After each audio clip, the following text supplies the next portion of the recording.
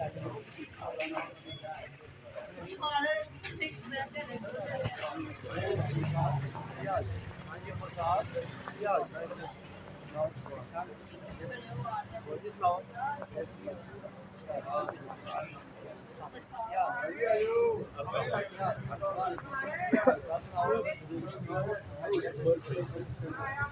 जी उमर साहब आ जाओ।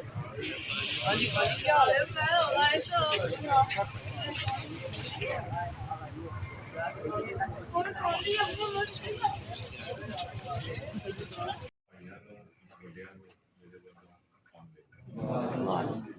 मेरा नाम हमीद सरदार खोखर है। मैं इस्तेकाम पाकिस्तान पार्टी असी शॉर्टली IPP कहते हैं। ਉਹਦਾ मैं तहसील प्रेजिडेंट है। मियाँ खालिद साहब से बड़े पुराने असी साथी और दोस्त है, छोटे भाइयों वर्गों। मैं शेखपुरा शहर की मेन सिटी की यूनियन कौंसिल उत्तों मैं 2005 तो 2010 तक नाज़म भी मुंतखब होया है। ਜਿਹੜੀ ਮੀਆਂ ਹਰੂਨ ਸਾਹਿਬ ਨੇ ਤੁਹਾਡੇ ਨਾਲ ਗੱਲ ਕੀਤੀ ਹੈ ਕਿ ਅੱਜ ਅਸੀਂ ਆਪਣੀ ਪਾਰਟੀ ਵੱਲੋਂ ਪੈਗਾਮ ਲੈ ਕੇ ਆਏ ਹਾਂ। ਦੂਜੀਆਂ ਪਾਰਟੀਆਂ ਨੂੰ ਸਭ ਨੂੰ ਤੁਸੀਂ ਅਜ਼ਮਾਇਆ ਹੈ। ਤੁਹਾਡੇ ਅੱਗੇ ਇਹਨਾਂ ਨੇ ਸਾਰਾ ਬਿਆਨ ਕੀਤਾ ਕਿ ਮੀਆਂ ਖਾਲਿਦ ਸਾਹਿਬ ਅੱਗੇ ਵੀ ਇੱਥੇ ਇਸ ਹਲਕੇ ਦੇ ਵਿੱਚ ਪਹਿਲੇ 2002 ਤੋਂ 2005 ਤੱਕ 7 ਤੱਕ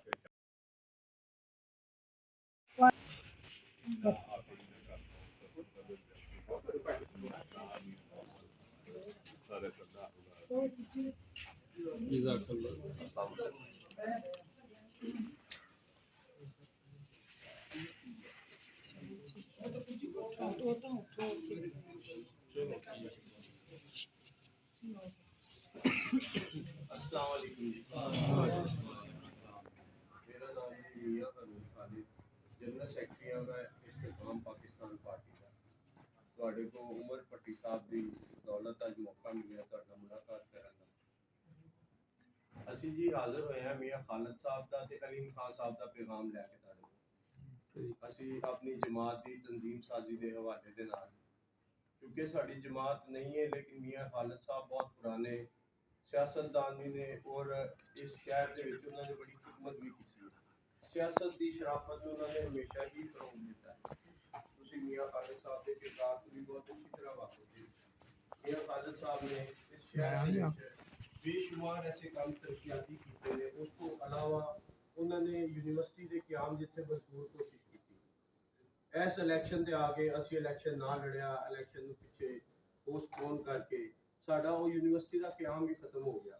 ਜਿਹੜੀ ਅਸੀਂ ਚਾਹੁੰਦੇ ਹਾਂ ਸਾਡੇ ਬੱਚੇ ਲਾਹੌਰ ਤਾलीम हासिल करने वास्ते जाते हैं वो इत्थे ही तालीम हासिल करें। मेरे बुजुर्गों, मेरे भाइयों और इंतहाई मोअज़्ज़ज़ काबिल एहतराम उमर भट्टी साहब, मियाँ हरून साहब, मियाँ वसीम साहब, हबीब सुल्तान साहब, आप सबको मेरी तरफ से अस्सलाम वालेकुम। अज तुहाडे कोल आउण दा जिहड़ा इत्थे मकसद है वो है कि असी अपनी जमात इस्तेकाम पाकिस्तान पार्टी असी उहदी तंजीम साजी वास्ते अपने इंतखाबी हल्का जिहड़ा PP 141 है असी उहदे विच अज निकले हाँ। और जिहड़ी तुहाडी यूनियन कौंसल है जूनपुरे वाली ये पहले तो साडे इंतखाबी हल्के दे विच नहीं सी, लेकिन जिहड़ी हुण रीसेंटली हल्कियां दी डिलिमिटेशन हुई है या जिन्हें तुसीं कहंदे हो हदूदबंदी हुई है इलैक्शनां दे विच, जिहड़ा साडा गुज़िश्ता 2024 का जनरल इलैक्शन गुजरिया उहदे विच तुहाडी यूनियन कौंसल जिहड़ी है इनू इस तरह वोट जिहड़ा है एक जिहड़ा अवामी नुमाइंदा है उहदा की काम है? उहदा भी काम यही है कि वो अपने इलाके के लोगों के नाल खड़ा हो, उन्हां दे मसले मसाइल नू हल करना, हल होण या ना होण वो एक अलहदा मैटर है, वो एक अलहदा बहस है। पहली गल तो भी जिहड़ा भी तुहाडा अवामी नुमाइंदा है बेशक वो सूबाई असैंबली का उम्मीदवार है, कौमी असैंबली का उम्मीदवार है या तुहाडा लोकल बॉडीज इलैक्शन का उम्मीदवार है, बलदियाती नुमाइंदा महल्ले का काउंसलर भी क्यों ना हो या तुहाडा महल्ले का चेयरमैन हो या नाज़म हो, उनका जिहड़ा सब तो पहला बुनियादी हक है या बुनियादी फर्ज है उहदे उत्ते कि उहदा कम अज कम अपने इलाके के लोगों नाल राबता होना चाहिए है, वो तुहाडे विच मौजूद हो।